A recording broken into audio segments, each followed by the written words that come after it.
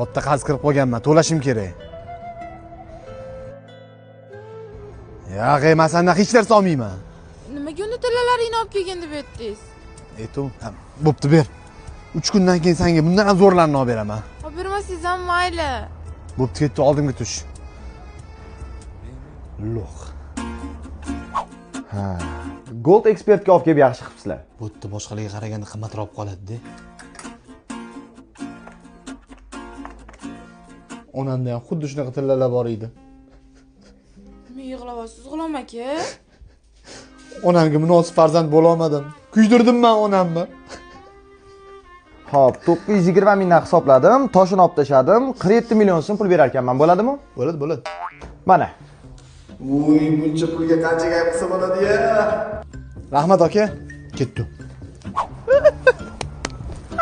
Xursandmisiz, G'ulom aka? Конечно. Nima muammongiz bo'lsa ham menga ayting, birga hal qilamiz. Sizni har doim yoningizdaman. Nodon G'ulom, nimalar qilsan? Arzimagan kayfi deb qiz soddaligidan foydalanmasan. Bunchalik siqib bo'lma. Nimani o'ylab qoldingiz? Mana buni ol. Yo'q, kerak emas, qarzlaringiz yopasiz. Voy, oldim, men yetadi.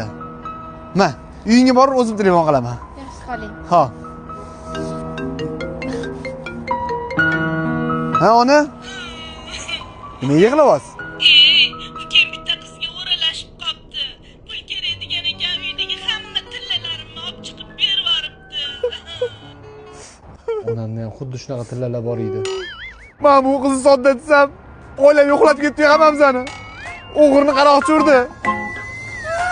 Ey birodar, qo'ldayni ko'tar, uzoqda emas, yoningda xatar.